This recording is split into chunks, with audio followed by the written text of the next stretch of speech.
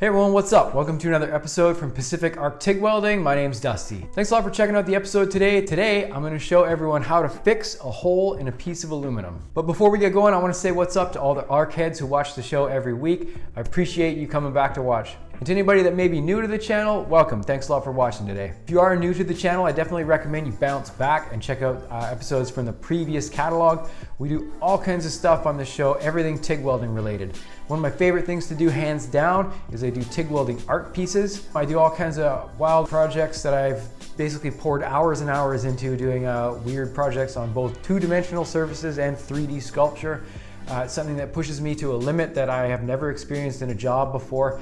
So welding in my studio here is a great way to push me even further with my artistic stuff. As well as all the art pieces I've done on this channel, another thing I love doing is how-tos and demos like we're gonna do today here. I have tons of different demos on weld joints, different setups and things. So again, if you want some how-tos, especially if you're a beginner, this is a decent place to start, so be sure to check back all the episodes on a lot of the how-to stuff. As well as that, we do a lot of gear breakdown and gear reviews. Bounce back, check out the catalog for all that stuff. I got playlists for all those different things. So today, I was working on a project and some dummy accidentally drilled a hole in the wrong place. It wasn't on this thing here. This is just a little mock-up I did to do a demonstration. What I'm gonna do is I'm gonna show how to fill it and finish it with a grinder so that you can't even tell it was there.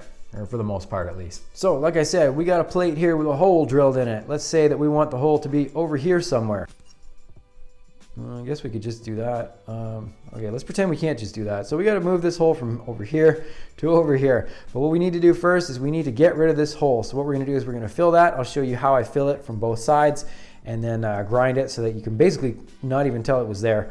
I'll show you how I finish it with 2 grinding pads. Is how I'm going to do it here today. As well as that hole fix, I'm going to show you a second one that I see very commonly is that when someone's doing a little bit of countersinking and they accidentally countersink the wrong side of something. So I know you're thinking, what kind of dummy would do that, right?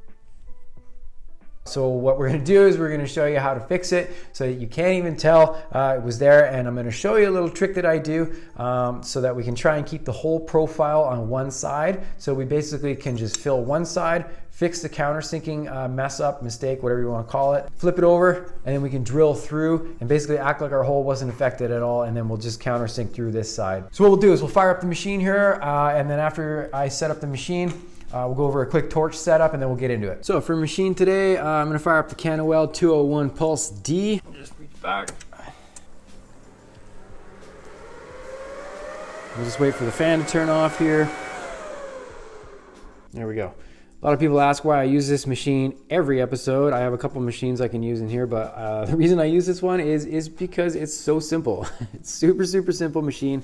Very basic, and it hauls ass, to be totally honest with you. So I did a full review on it. I'll put the link in the description to the full review I did on this one. It's about a half hour long. Check it out if you're interested in that. But for basic settings, pretty simple here.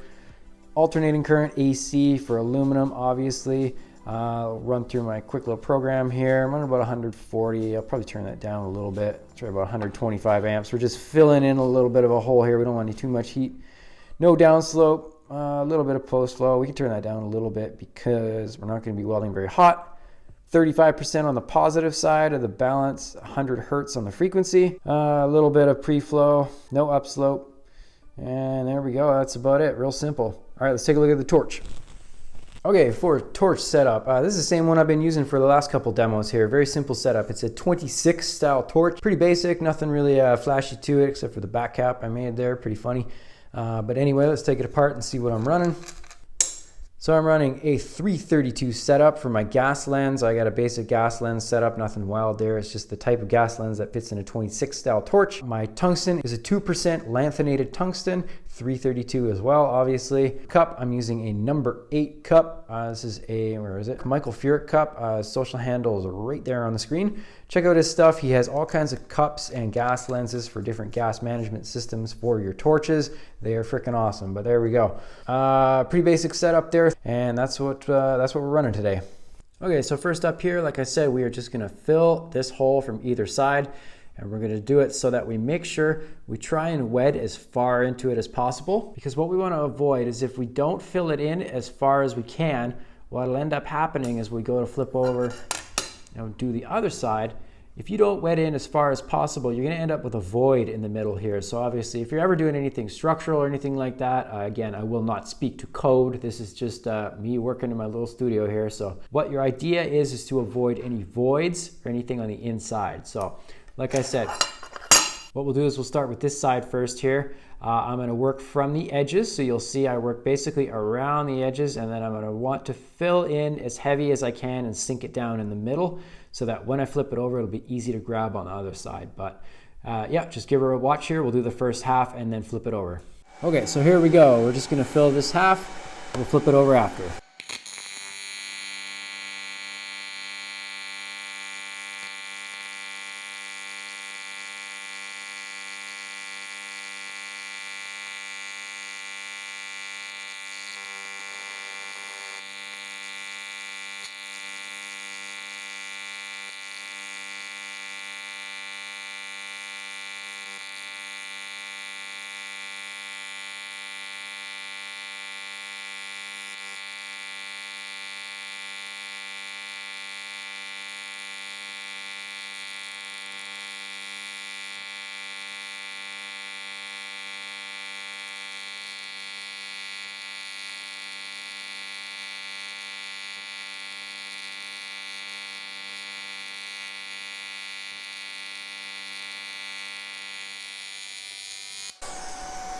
Okay, so there we go. We filled her up. Overall, you can see we don't have any hollowness in the weld. There's no pocket in the middle, so it's going to stay flush with the surface of our plate, which is what we want. So now we're going to flip it over. And you can see on this side how far my filler rod dropped through to this side. So it's actually quite easy. We're going to be able to grab onto this really easy, and that will ensure we don't have any voids in the middle, and we can just build up our filler rod off of this from this side. Okay, here we go. So I can see everything really well. I'm just going to make sure I wed everything together before I add any fill to it. And here we go.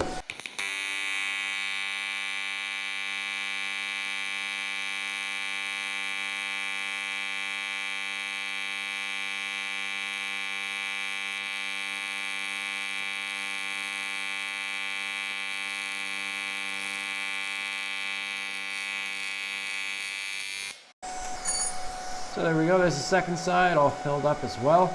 Nice and flush with the surface. And our other side looks pretty good there again. So now we will grind it down and finish it. Okay, so before we get rolling on grinding down this first one, let's take a look at what I'm using for grinder setup here. The first wheel I'm going to be using is just a flap disc. It's a flapper wheel, whatever you want to call it. I have used this one pretty well. I like using ones that are kind of worn down for projects like this, because if you use something that's brand new, what'll tend to happen is you can dig into the surface a little bit too much. So we want to be very careful that we don't do that. We want to keep it relatively flat. And with this disc here, all we're going to be doing is just taking down the high spot. We're not actually going to try and mess with this material, the parent material, too much. We just want to take down the high spot. And then what I'll do is I'll switch over to something like so. And again, this has been used quite a bit already. So again, the edge has been worn off a little bit. It's a little more forgiving. A brand new one, they're pretty severe. They do remove a lot less material than something like a flap disc or something like that. So we don't want to leave any excessive digging marks or marks that will indicate the edge of the pad.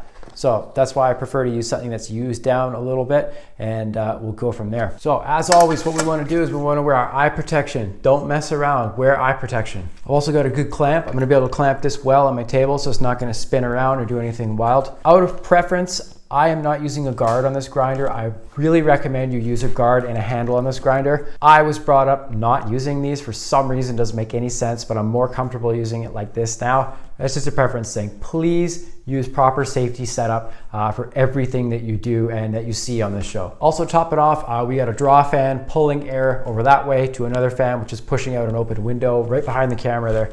It's a pretty small studio in here, but I have good ventilation. It's nice and cool in here. So I'm gonna make sure that I'm not choking on fumes. If I was doing excessive grinding, wear a respirator for sure. So like I said, obviously, we wanna clamp this thoroughly and safely to the table. There's good bite on that. There's no way that's moving around. Okay, so like I said, we're gonna hit it here just very lightly and just take off the high spot, that's all. Here we go. Not even full on the trigger, just a little bit.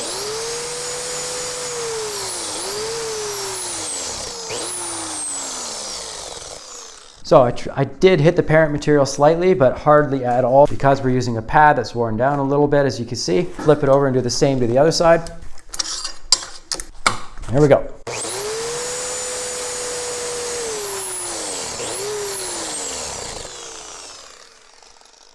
All right, so now we're going to switch it over.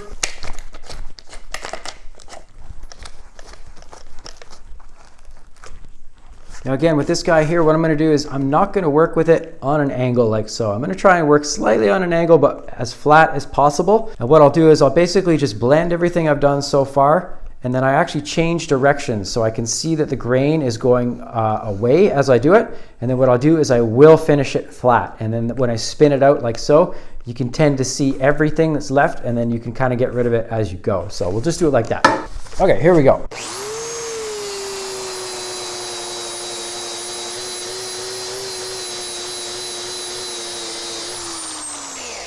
I'm switching direction now.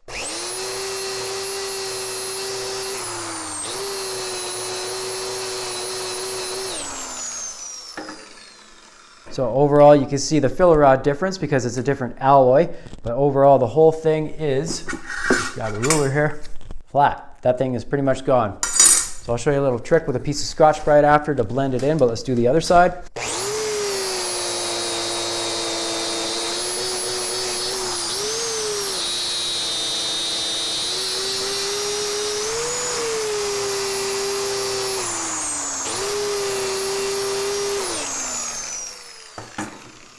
And there we go. We'll finish it up with the Scotch-Brite pad by hand and just see how it looks.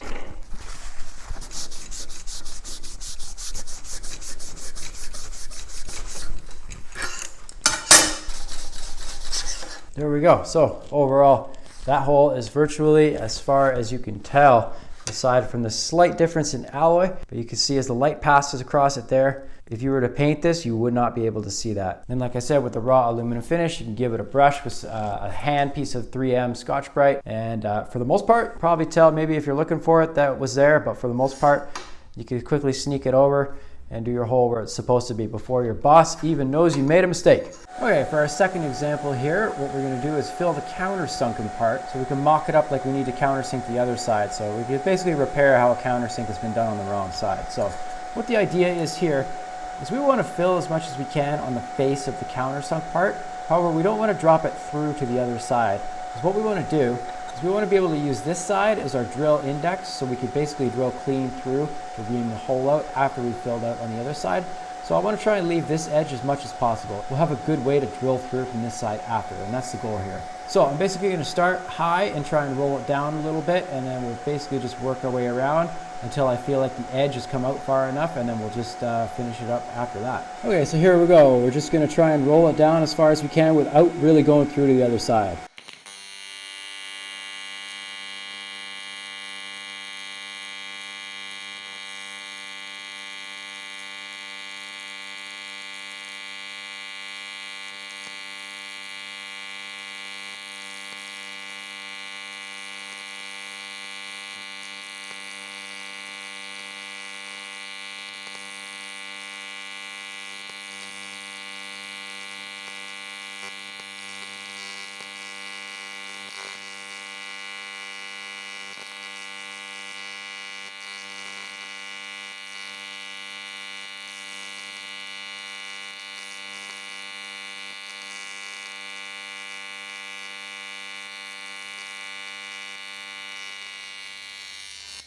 There we go. That should be enough to finish it off. So we'll just have a quick look here. But there we go. We basically have built up the edge of the countersink. Again, it's dropped down far enough to the inside that we'll be countersinking into clean material again. Put over. And look at that. We didn't even touch this side. So overall, the heat control was pretty good. You can take a look inside and you may see the odd tiny little void, but again, what we're going to be doing now is countersinking this side. So if there's a little bit of a void right along the edge here, it's going to be countersunk out of it. So kind of no harm, no foul, but that was the goal there, to wet it down as far as possible without hurting this side here. So okay, so again, we've got our plate here. I will clamp down firmly. I'm working with a broken clamp here. See, we're DIY on this channel here. It's just me, nobody else. Okay, so again, I got my flap wheel here. I'm gonna do the exact same thing. We'll just finish this off and then drill it out from the other side.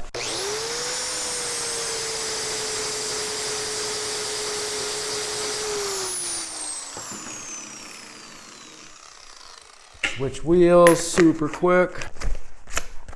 Boom, ready to go.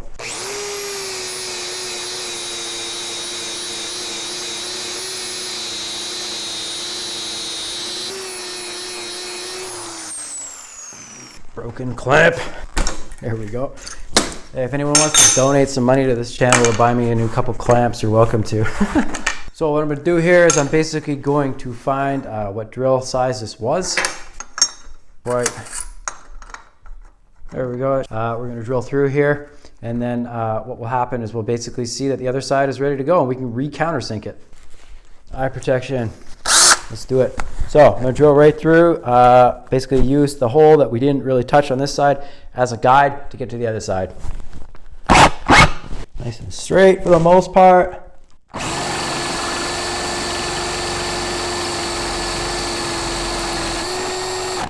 There we go.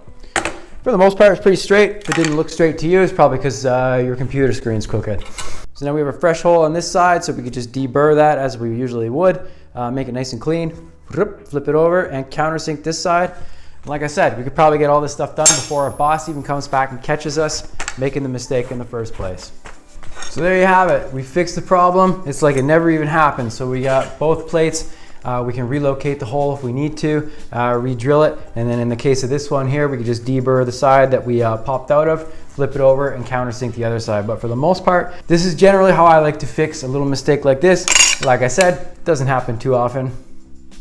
Maybe it does, depending on the week that I'm having, but if it does happen, it's all good. We can take care of it. We have the skills, we have the technology, it's all good. I really hope you enjoyed this episode. This stuff's a lot of fun for me to do. I like showing off little tricks. This may not be anything new that you've seen. Grinding and finishing is a very finicky thing. Everybody has a different opinion on how to hold the grinder, a handle, no handle, whatever. Everyone's got their own little setup. That's totally cool. I'm not saying this is the right setup at all. This is just what I prefer using. This is just what I'm used to using.